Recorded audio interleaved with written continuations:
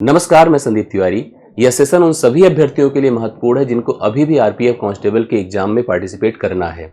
2 से लेकर 9 तक की परीक्षा के आधार पर ही सवालों को सिलेक्ट किया गया है। मैंने प्रतिदिन सेशंस लिए और मैंने उन पिछली परीक्षाओं के आधार पर ही सेशंस के प्रश्नों को डिजाइन किया।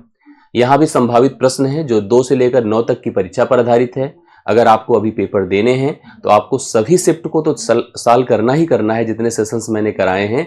बाकी इस सेशन को भी अच्छे से कवर करिए, इसके सभी सवालों को ध्यान से पढ़िए, समझिए, इसको अपनी तैयारियों में शामिल करिए और अच्छा लगे तो आप वीडियो को लाइक जरूर करिए, शेयर जरूर करिए और चैनल पर अगर नए हैं तो उसको सब्सक्राइब जरूर कर लें।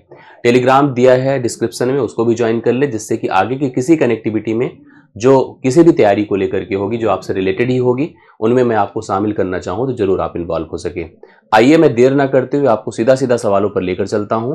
आप सभी लोग सारे सवालों को अच्छे से ध्यान से देखें क्योंकि आरपीएफ कांस्टेबल का जो पेपर पैटर्न इस समय बन रहा है वह जैसी रिक्वायरमेंट है उसी आधार पर बन रहा है। जो भर्ती बोर्ड ने जिस प्रकार से प्रश्नों को सेलेक्ट करा था, जिस प्रकार से प्रश्नों को पहले से ही पाठ्यक्रम में दिया था, वैसे ही प्रश्नों का पूछा जाना यहाँ पर सुनिश्चित हुआ है। और सबसे इंपॉर्टेंट बात, यहाँ पर आप किसी भी सवाल को देखकर कंफ्यूज नहीं हो रहे हैं, पैटर्न आपको समझ में आ रहा है, कैलकुलेशन में फंस रहे हैं, रिपीटिशंस बहुत सारे सवालों की है, बहुत सारे चैप्टर्स की है, तो आप अच्छे से एनालिसिस करिए और सभी सवालों को एक एक करके हल करिए। मैं पहले सवाल पर आपको लेकर चलता हूं, ध्यान से सभी सवालों को अच्छे से पढ़िए। देखिए, इस टाइप से भिन्न आपको देखने को मिल रहे हैं, सभी शिफ्ट में डिविजिबिलिटी देखने को मिल रही है, भाज्यता देखने को मिल रही है, मतलब लगभग वो सारे पार्ट जो कि आपके नंबर सिस्टम से रिलेटेड हैं, जो परसेंटेज से रिलेटेड हैं, सिंप्लीफिकेशन से रिलेटेड हैं, जो प्रॉफिट लॉस से रिलेटेड हैं, SI CI से रिलेटेड है, टाइम एंड वर्क से रिलेटेड है, सबके सब टॉपिक आपको देखने को मिल रहे हैं। मेंसुरेशन 2D 3D भी आपको वहां पर देखने को मिल रहा है। यहाँ पर देखिए, इनमें से सबसे बड़ी भिन्न संख्या कौन है? हमारे पास यहाँ पर भिन्नों का समूह है। इस सारे भिन्नों को जब मैं एनालिसिस कर रहा हूं, दरअसल हम जब भिन्नों को कंपेयर करते हैं तो या तो हम अंश चेक करते हैं बराबर है कि नहीं, या तो हर चेक करते हैं कि बराबर है कि नहीं। हंस हर के बराबर ना होने पर हम डिफरेंस चेक करते हैं, एलसीएम सोचते हैं, मतलब कुछ भी करके बराबर करने की कोशिश करते हैं। आप इस फ्रैक्शन समूह को देखिएगा तो यहाँ पर सबके सब फ्रैक्शन, चाहे 5/11 हो, 3/15 हो, 4/7 हो, 9/12 है, इस सब के सब फ्रैक्शन अगर आप सोचेंगे तो ये सब प्रॉपर हैं। प्रॉपर क्यों है बताइए? प्रॉपर का मतलब उचित भिन्न है, सम भिन्न है। जब भी कोई भिन्न a/b अगर लेस देन 1 होता है, 1 से छोटा होता है, तो वह भिन्न प्रॉपर होता है। और 1 से छोटा कोई तब होता है जब अंश छोटा हो, हर बड़ा हो। मैंने देखा सभी भिन्नों में अंश छोटा था, हर बड़ा था, ये सारे भिन्न प्रॉपर थे।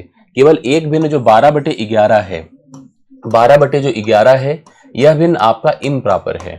इम्प्रॉपर है, इसका सेंस क्या होता है कि यहाँ पर जब भी कोई ऐसा भिन्न जो a/b हो, ग्रेटर देन 1 हो, अर्थात a का मान ग्रेटर देन b हो, तो वह भिन्न 1 से बड़ा होता है। अभी सारे भिन्न 1 से छोटे हैं, केवल एक ही भिन्न 1 से बड़ा है, तो इसलिए यही भिन्न सबसे बड़ा होगा, सबसे लार्जेस्ट होगा। 12/11 11 12/11 इस सवाल के लिए राइट सोल्यूशन हो जाएगा। आप सभी लोग पहले सवाल को हल कर लीजिए, समझ लीजिए, और मुझे लगता है कि बहुत आसान पैटर्न था, आसानी से रिकॉग्नाइज करना इस सवाल में हमारे बस का था, हम लोग इजीली कर सकते थे। दूसरे सवाल पर मैं आपको लेके चलता हूं। निम्नलिखित में इकाई का अंक पूछ रहा है, यूनिट डिजिट पूछा जा रहा है। यूनिट डिजिट के बारे में आप जान लीजिए, बेस पावर का सवाल है। कुछ बातें पहले पॉइंट कर लीजिए। अगर किसी संख्या के अंत में 0 है, 1 है, 5 है, 6 है, उसके ऊपर कोई भी पावर लगा रहे, कोई भी पावर, कोई भी घात लगी रहे, तो इसमें कोई चेंज नहीं होता है। मतलब जो आपकी यूनिट डिजिट है वही एज इट इज बनी रह जाती है, कोई परिवर्तन नहीं है। अगर किसी संख्या के अंत में 4 है और 9 है, तो यहाँ पर पावर को हम लोग सम और विषम के आधार पर चेक करते हैं। सम पावर पर 4 6 बन जाता है, 9 1 हो जाता है, और विषम पावर पर 4 4 रह जाता है, 9 9 ही रह जाता है, कोई परिवर्तन ही नहीं होता है। अब हम लोग यहाँ पर जो नंबर्स देख रहे हैं उसी आधार पर ही है। जैसे देखिए यहाँ पर अंत में 4 है, 4 की केस में पावर देखिए सम है, तो सम पर 4 6 बन जाएगा। यहाँ पर भी 4 है और पावर यहाँ पर विषम है, जो मैंने आपको बताया कि 4 4 ही रह जाएगा। दोनों को जोड़ेंगे 6 4 10, अंत में 0 आएगा। इस सवाल के लिए राइट सोल्यूशन सी ऑप्शन है। सी ऑप्शन देख लीजिए, आप लोगों के लिए इस प्रश्न का करेक्ट आंसर सी ऑप्शन बनकर आ रहा है। यूनिट डिजिट पर भी आप लोग ध्यान दीजिएगा। अगले सवाल पर मैं बढ़ता हूं लेकर के आपको। एक ट्रांजिस्टर को 572 रुपए में बेचने पर एक दुकानदार को ट्रांजिस्टर के क्रय मूल्य के 30% के बराबर राशि का लाभ होता है। मतलब सिंपल सी बात है, 30% का लाभ है। अब बेचा कितने में बताइए? बेचा है 572 में, तो पूछा है ट्रांजिस्टर का क्रय मूल्य ही बता दे, अर्थात उसका सीपी ही बता दे। अगर 30% का लाभ है तो इसको देखिए प्रेजेंट कैसे किया जाता है, क्योंकि हम सब जानते हैं कि लाभ या हानि हमेशा क्रय मूल्य आधारित होता है। इसको आप 3/10 लिखते हैं। 3 यहाँ पर लाभ है ऐसी स्थिति में, और यह सीपी है। मतलब 10 में खरीद कर 3 रुपए का लाभ लेकर के बेचा कितने में गया बताइए, 13 में। तो 13 बराबर यहाँ पर क्या दिया है, 13 बराबर 572 दिया है। आपको निकालना क्रय मूल्य अर्थात 10 का मान निकालना है।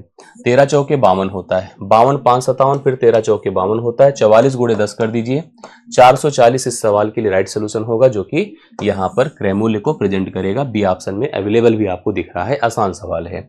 अगले सवाल पर चलिएगा। सिंपल इस तरह के जोड़ घटाने के सवाल भी आपको दिख सकते हैं। ऐसे पैटर्न यूपी पुलिस एग्जाम में भी देखने को मिलते हैं। कांस्टेबल की परीक्षाओं में ऐसे सवाल दिख जाते हैं। लोग ओवर कॉन्फिडेंट होकर सवाल को गलत कर देते हैं, क्योंकि आपको उनको लगता है कि ऐसे जनरल जोड़ घटाना कर लें, बट ऐसे हो नहीं पाता है। थोड़ा ख्याल करना पड़ता है, क्लियरिटी बनानी पड़ती है, क्योंकि यहाँ पर कुछ इधर उधर सोचेंगे, इन डिजिट मैच कराएंगे तो पॉसिबल नहीं है। आपको प्रॉपर यहाँ पर गणना करनी पड़ेगी, प्रॉपर इसका सोल्यूशन करना होगा। देखिए कैसे, मैं यहाँ पर सबसे पहले इनको जोड़ने की कोशिश करूंगा। देखिए यहाँ पर जोड़ा कैसे, जो अंतिम के डिजिट थे उनको अगर हम जोड़ने का प्रयास करें, 43, ध्यान से देखिएगा, 32, 40 30 70, ये 75 हो गया।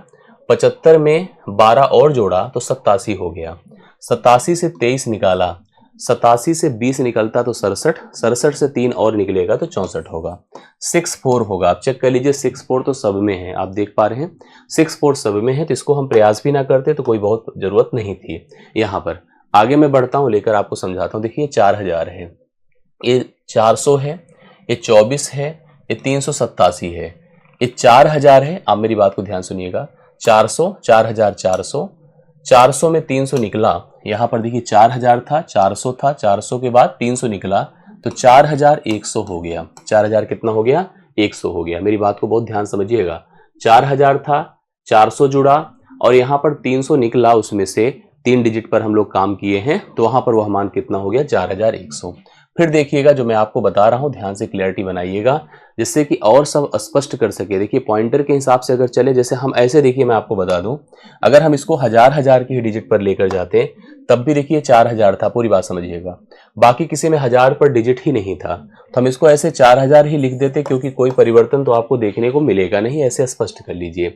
अब ऐसे 3 डिजिट पर जाइए, 200 था, 200 था और यहां से 300 निकला तो 100 था, मतलब 3 डिजिट का काम खत्म हो गया। 200 में से अगर हम 300 निकाल दें, ध्यान सुनिएगा, दरअसल देखिए ऐसे सोचिएगा, 200 था और 400 था, 4 दो कितना हुआ, 600। 600 में से अगर हम 300 निकाल देते हैं, 300 निकाल देने का मतलब केवल 300 बचेगा, 300 आप लिख दीजिएगा। ऐसे फिर देखिएगा 37 है, ठीक है, 37 और 53, आप ऐसे जोड़ी 30 मानिए इसको, 30 50 80 करिए, 80 20 100 है, 100 में से 80 निकलेगा फिर 20 हो जाएगा। अब ऐसे आइए, 7 है, 7 3 10 है, ठीक है, 7 3 10 है, 10 4 14 है, 14 में से 7 निकलेगा तो 7 है। यहां पर 4 हुआ, 3 हुआ, 2 हुआ, 7 हुआ, 0.64 ऑलरेडी है। 4327, 4327.64 इस सवाल के लिए राइट सोल्यूशन होगा, जो पहले ऑप्शन में है। देखिए जितनी हम क्लियरिटी बना सकेंगे समझने में, उतना ही आसानी सवाल भी हल हो पाएगा, आसानी से कर पाएंगे बिना किसी कंफ्यूजन के। मैं फिर कहूँगा, हबड़ाहट में मत करिएगा, एकदम समय दीजिएगा। ये मत मानिएगा कि ये बहुत आसान है, ये मानिएगा कि हमको प्रॉपर नंबर देगा, ऐसे ही सोचकर आगे बढ़िएगा। अगले सवाल पर बढ़ते हैं। इसको देखिए क्या कह रहा है। वह छोटी सी छोटी संख्या पूछ रहा है, ज्ञात करना है, जिसे जब मैं 8 से 12 से 18 से विभाजित करूं तो क्रमशः 6 10 और 16 शेषफल बचे। एक नंबर आपसे पूछा जा रहा है, ध्यान से देखिएगा। भाग अगर मैं 8 से करूं तो शेषफल कितना आए, बोलिए 6 आए। भाग अगर मैं 12 से करूं तो शेषफल कितना आएगा, शेषफल 10 आएगा। भाग अगर मैं 18 से करूं तो शेषफल बोलिए कितना आ जाएगा, शेषफल 16 आ जाएगा। 8 से करने पर 6 आए, 12 से करने पर 10 आए, 18 से करने पर शेषफल 16 आए। ऐसी स्थिति में उस छोटी सी छोटी संख्या को हम कैसे डिसाइड करेंगे, आइए हम लोग इसकी प्लानिंग करते हैं। इसके लिए सिस्टम यही होता है, सबसे पहला काम हमें यहाँ पर जब भी कभी ऐसे सवालों को हल करना है, जो यहाँ पर आपके सामने है, कि हम इस संख्या को, देखिए यहाँ पर एक पोजीशन पर है, इस संख्या को जब मैं 8 से भाग करूंगा, देखिए तो शेषफल कितना आ रहा है, शेषफल 6 आ रहा है। जब हम लोग 12 से भाग करें तो 10 आ रहा है, 18 से भाग करने पर 16 आ रहा है। यहाँ पर आपको बता दूं कि आपने नोटिस किया होगा, प्रत्येक भाजक और प्रत्येक शेषफल का जो अंतर है, वो अंतर कितना दिख रहा है, 2 का दिख रहा है। 8 से 6 का अंतर 2 का दिख रहा है, 12 से 10 का भी अंतर 2 का दिख रहा है, 18 से 16 का भी अंतर 2 का दिख रहा है। ऐसे में एक संख्या सोचिए जो इन तीनों से कटे, अर्थात इन तीनों का एलसीएम हो जाए। एक संख्या जो एलसीएम हो 8 का, 12 का और 18 का। 18 चौके 72, 12 छंगे 72, 8 9 72, वो संख्या आपकी 72 हो गई। बट 72 में उस जो बराबर शेषफल है उसको आप कम कर दीजिए, क्योंकि शेषफल सबके अलग अलग आ रहे हैं, तो यह मान हो जाएगा 70। 70 वह संख्या है जो सबसे छोटी है। अगर आप उसको 8 से भाग करिए तो 8 8 64, 6 70, 6 शेषफल आया। 12 से भाग करिए, 12 पंचे 60, 10 70, 18 चौके 18, 18 दूना 36, 18 54, 54 16 70। इस प्रकार से यहाँ पर 70 इस सवाल का राइट सोल्यूशन होगा, जो डी ऑप्शन में आपको दिया हुआ है। तो डी ऑप्शन राइट सोल्यूशन है। आपने देखा कि बड़े आराम से ऐसे सवालों को हम कैच कर सकते हैं, निकाल सकते हैं, उत्तर आराम से आ सकता है। अगले सवाल पर आइए। 3 व्यक्तियों की आयु का अनुपात हमको दिया है 4 7 और 9। मतलब अगर 3 पर्सन है, एक का नाम ए है, दूसरे का बी है और तीसरे का सी है, तो इनके एज रेशियो दिए हैं 4 7 और 9। अब आप सवाल पर 8 वर्ष पहले उनकी आयु का कुल योग 56 था। 8 साल पहले उनकी आयु का कुल योग 56 था। सबसे बड़े व्यक्ति की वर्तमान आयु कितनी है? सबसे बड़े व्यक्ति की वर्तमान आयु कितनी हमको बताना है। अब आप थोड़ा समझिएगा कैसे हम लोग कर सकते हैं। मैं आपको बता दूं कि यहाँ पर जैसे अगर किसी की उम्र आज जो है, अगर हम इसको 8 साल पहले ले जाते हैं, 8 साल पहले मतलब जो भी होगा तो 8 घट जाएगा। अगर 8 साल बाद जाना है तो 8 जुड़ जाएगा। ये जो अनुपात दिया है वर्तमान में दिया है, ठीक है, वर्तमान का दिया है। ये जो उम्र दी है, उम्र का योग दिया है 56, ये 8 वर्ष पूर्व का है, 8 वर्ष पूर्व का है। हम बताएं यहाँ पर कि अगर 8 वर्ष पूर्व तीनों की आयु का जोड़ 56 था, तो वर्तमान में तीनों की आयु का योग क्या होगा बताइए। वर्तमान में तीनों की आयु का योग निकालना है, तो 56 में आप 8 त्रिक 24 जोड़ दें। 24 इसलिए जोड़ दें क्योंकि 8 8 सब में जोड़ा जाएगा, सभी तो 8 8 साल बढ़कर आएंगे, तो 50 20 70 80 हो जाएगा। कितना हो गया? 80। मतलब इस समय तीनों की आयु का योग 80 है, जिस समय तीनों की आयु का अनुपात ये दिया है 4 7 9। 4 7 11, 11 9 20 है, 20 बराबर 80 है, 1 बराबर 4 है। सबसे बड़े व्यक्ति की उम्र इस समय बतानी, तो उसकी अनुपातिक वैल्यू कितनी है? 9 है। 9 चौके 36 है। इस समय उसकी आयु कितनी है जो सबसे बड़ा है? 36 है। ऑप्शन नंबर सी में यहाँ पर राइट सोल्यूशन दिया हुआ है। ध्यान से देख लीजिएगा, एकदम कंफर्म हो जाएगा। अगले सवाल पर आ जाइए। एक व्यक्ति साधारण ब्याज की 4% प्रतिवर्ष की दर से 2 वर्ष के लिए 5,000 रुपए किसी से उधार लेता है। एक पर्सन है जिसका नाम ए है, इसने 5,000 रुपए कहीं से मांगे और किस कंडीशन पर मांगा? कहा कि हम आपको 4% की दर से 2 साल तक ब्याज देंगे, ठीक है। उसके बाद उसने किया क्या? वह इसे 2 वर्ष के लिए 6.25% की दर पर एक अन्य व्यक्ति को उधार दे दिया। इसी पैसे को इमीडिएट किसी बी को दे दिया, कहा ले लो 5,000 रुपए, और उसके बाद उसने दर लगाई 6.25% और यहाँ पर 2 साल के लिए उसने उधार दिया। सोचो, इसको लौटाना जब होगा तो यह 5,000 देगा, साथ साथ 2 साल का ब्याज देगा। लेकिन जब मिलेगा इसको तो 5,000 मिलेगा और 6.25 के हिसाब से 2 साल का ब्याज मिलेगा। सवाल में पूछा है कि प्रतिवर्ष उसके द्वारा प्राप्त लाभ अर्थात अंतर क्या है। देखो, एक चीज दिमाग में रख लीजिएगा, साधारण ब्याज हर साल समान रहता है। साधारण ब्याज हर साल समान रहता है, तो 2 साल का ब्याज अगर हमें पता चलेगा, दरअसल यहाँ पर होगा क्या, इसको अगर देखा जाए तो टोटल ब्याज देना है 8% और मिलना है 12.5%, अगर मल्टीप्लाई कर दें। बट हमको तो एक ही साल से काम है, तो एक ही साल के हिसाब से अगर देखें तो एक साल में ब्याज 4% उसे देना है और 6.25% लेना है। तो जो इनके बीच का फर्क है यही इसका प्रॉफिट है, क्योंकि देना तो इसको पूरा है और उसमें से जो डिफरेंस मार्जिन मिलेगी वही उसका बेनिफिट है। अगर बेनिफिट देखो तो 2.25% का है एक साल का, और हमको भी ब्याज एक ही साल का निकालना है। 2.25% क्या होगा सोचिए। इसको दशमलव हटाने के लिए पहले 100 से भाग कर दें, परसेंटेज हटाने के लिए 100 से और भाग कर दें। 25 9 225 होता है और 25 चौके 100 400 होता है। और प्रिंसिपल है कितना आप खुद देख लीजिएगा, 5,000। तो 5,000 गुणे 9 बटे आप 400 कर दीजिए, ये जीरो ऐसे खत्म हो गया। 5 9 45, 450 होता है, बटे 4 कर दें। 4 1 के 4, 4 1 के 4, 4 2 8, 4 5 20, 112.50 इस सवाल का राइट सोल्यूशन होगा, जो से एक साल में ब्याज के तौर पर प्रॉफिट में मिलेगा। 2 साल का करना है, इसको डबल कर दीजिए, उतना पैसा उसको प्रॉफिट के तौर पर कुल मिल जाएगा। 7वें सवाल का हल हो गया। 8वें सवाल पर आ जाइए। एक शहर की जनसंख्या 8,000 है। अभी वर्तमान में शहर की जनसंख्या 8,000 है। पुरुषों की संख्या में 8% और महिलाओं की संख्या में 12% की वृद्धि होती है। पुरुषों की संख्या में 8%, महिलाओं की संख्या में 12% की वृद्धि होती है। कह रहा है यदि जनसंख्या 8,680 हो गई, सोच लो आप 8,000 से अगर कोई जनसंख्या बढ़कर 8,680 है तो कितना बढ़ी है? 680 की वृद्धि हुई है, 680 की। अब हमसे पूछ रहा है कि शहर में महिलाओं की संख्या क्या है। यहाँ पर मेल है और फीमेल है, करेक्ट है। अगर हमने कहा कि पुरुषों की संख्या में 8% और महिलाओं की संख्या में 12% की वृद्धि हुई है। एक चीज मैं आपको बता दूं, किसी चीज का 1% करना बहुत आसान है। कैसे? जैसे मान लीजिए ये डेटा जो आपको 8000 दिया है, 8000 का अगर मुझे 1% करना है, 0.2 स्थानों पर लगा देंगे तो इसका मान 80 हो जाएगा। मैं क्यों कर रहा हूं, मैं समझा देता हूं आपको। पुरुषों की संख्या में 8% की वृद्धि हुई है। हम मान लेते हैं सबके सब पुरुष थे, सबके सब पुरुष थे, हम ये मान लेते हैं महिला कोई थी ही नहीं।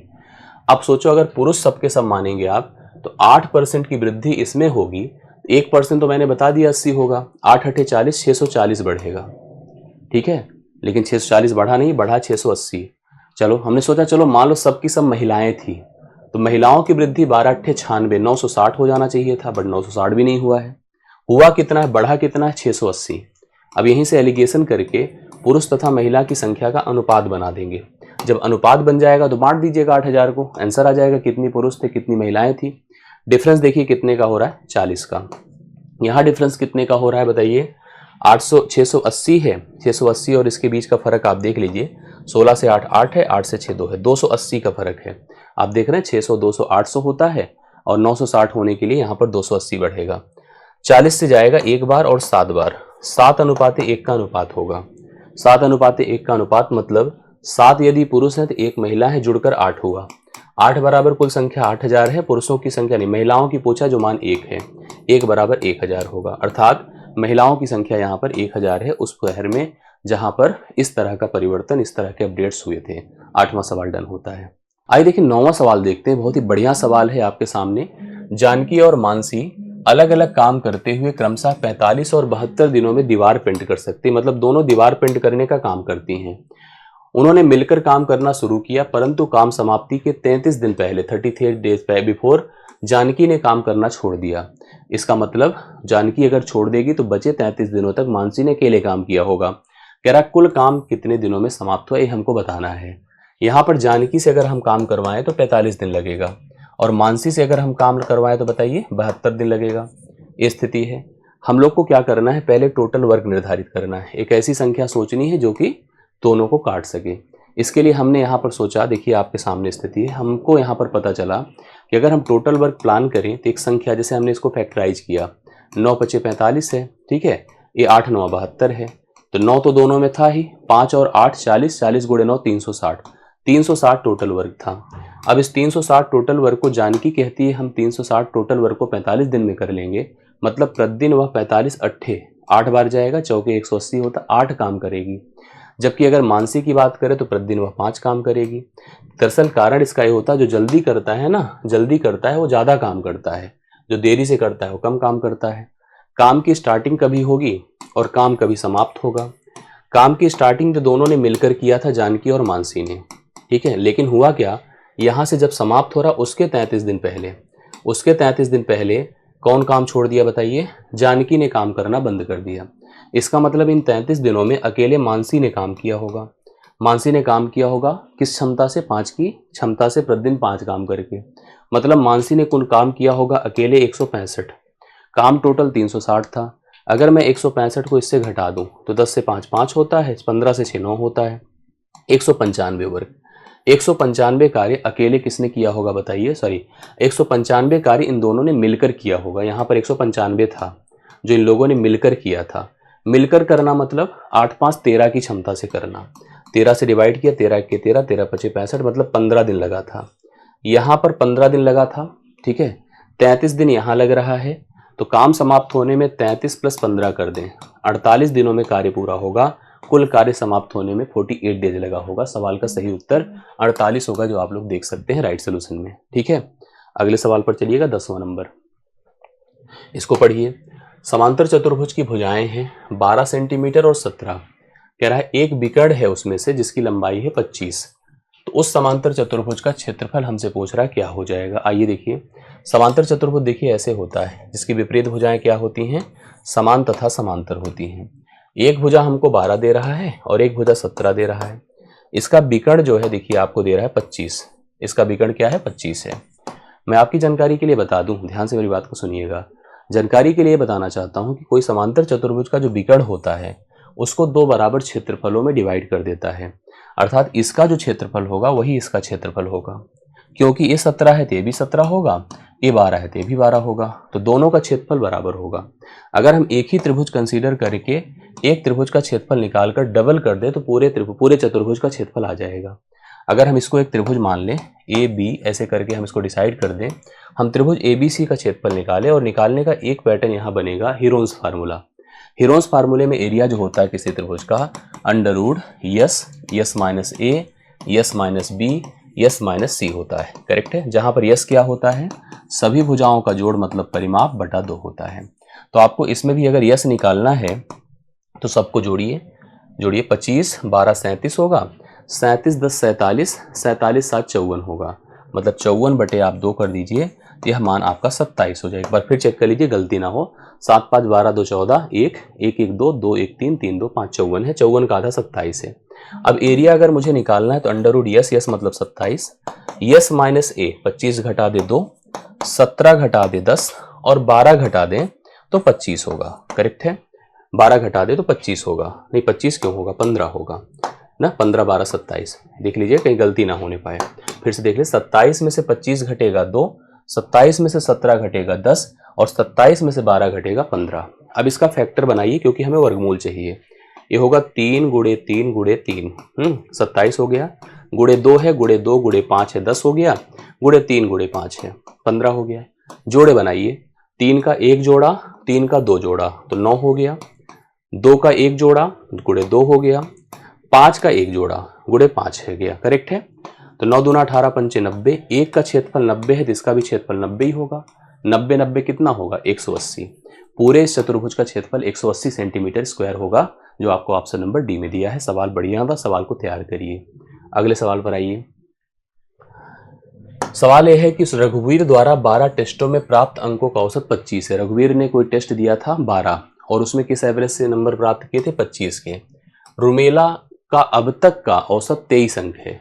रुमेला ने अभी तक 23 के औसत से अंक प्राप्त किया था। अभी तक उसने केवल 8 टेस्ट दिया था, केवल 8 ही दिया था।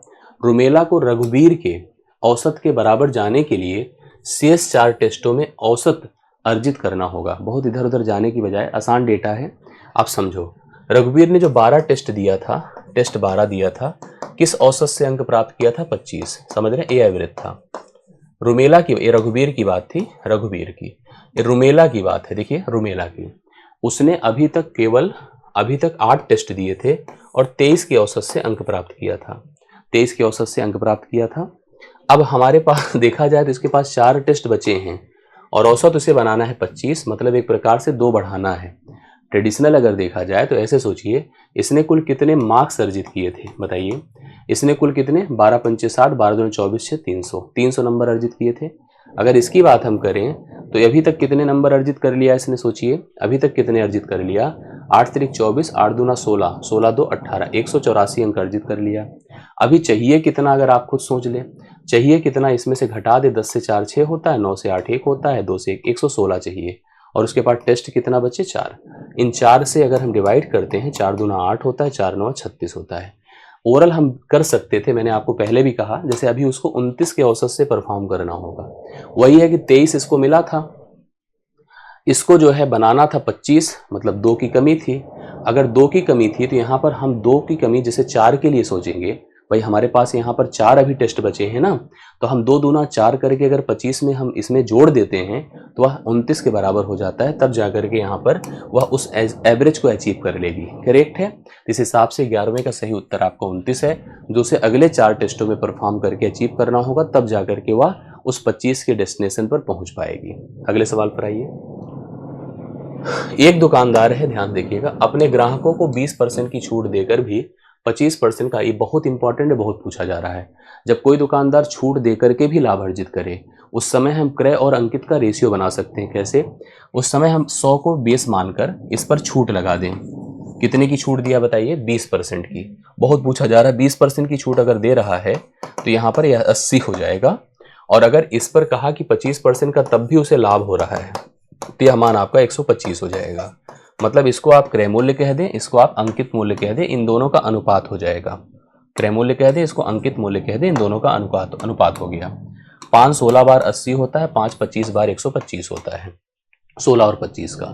सवाल में कहा है कि उस वस्तु का अंकित मूल्य क्या होगा जिसका क्रय मूल्य 600 है। क्रय मूल्य अगर यहाँ पर 600 है, जिसका मान 600 दिया है, और आपको निकालना है 25 का मान। देखिए पूरी तरह से तो कटेगा नहीं, तो आप इसको ऐसे डिवाइड करें, 25 छक्के 150 होता है, 2 जीरो ऐसे बढ़ा दें, डिवाइड बाई 16 कर दें। अब 16 से इसको डिवाइड करें, 16 9 144 होता है, 144 6 जीरो ही होगा, 16 3 48, 16 3 48 होगा। 93 के बाद देखिए डेसिमल में ही आंसर आएगा, पूरा कटना तो है नहीं।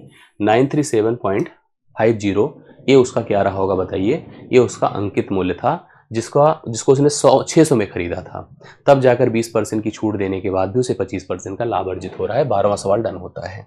13वें पर आ जाइए। यदि विनय 2 किलोमीटर प्रति घंटे की अधिक गति से चला होता तो वह 4 किलोमीटर की दूरी तय करने में 10 मिनट कम समय लेता। विनय की गति बता दे। मैं यहाँ पर एक सिचुएशन आपको दे दूं कि अगर एक व्यक्ति या कोई भी व्हीकल अलग अलग गतियों से चलकर किसी एक ही दूरी को तय करे और समयों का डिफरेंस पाए, तो पाएगी ही पाएगी। अगर गति बढ़ेगी तो समय कम लगेगा, और गति अगर घटेगी तो समय ज़्यादा लगेगा। ऐसी स्थिति में दूरी को ज्ञात करने का एक पैटर्न होता है जो आप लोगों ने पढ़ा होगा कि डिस्टेंस इज इक्वल टू, ऐसे में हम S1 इंटू S2 कर देते हैं, प्रोडक्ट कर देते हैं चालों का, और चालों का डिफरेंस कर देते हैं, S1 डिफरेंस S2 कर देते हैं, इंटू T1 डिफरेंस T2 कर देते हैं, समयों का अंतर कर देते हैं। यही अगर हम फॉलो कर ले तो आंसर आ जाएगा। जैसे डिस्टेंस वहां पर है 4 किलोमीटर दूरी है, चालें क्या थी बताइए? अगर एक चाल x थी, अगली चाल कितनी होगी बताइए? x प्लस 2 होगी। एक चाल x थी तो अगली चाल x प्लस 2 होगी, क्योंकि 2 किलोमीटर प्रति घंटे बढ़ाया है। अब कह रहा है S1 डिफरेंस S2, चालों में अंतर वही होगा ना जो बढ़ाया है, इन दोनों का डिफरेंस 2 ही होगा ना। समयों का अंतर 10 मिनट का है, इसको 10/60 कर दें। क्यों कर दिया बताएं? क्योंकि यह मिनट है, इसको हमें घंटे में लिखने के लिए 60 से भाग करना होगा। इतनी बातें तय हैं। 10 एक के 10 होता है, 10 छंगे 60 होता है, करेक्ट है। 6 दूना 12 है, 12 चौके 48 है।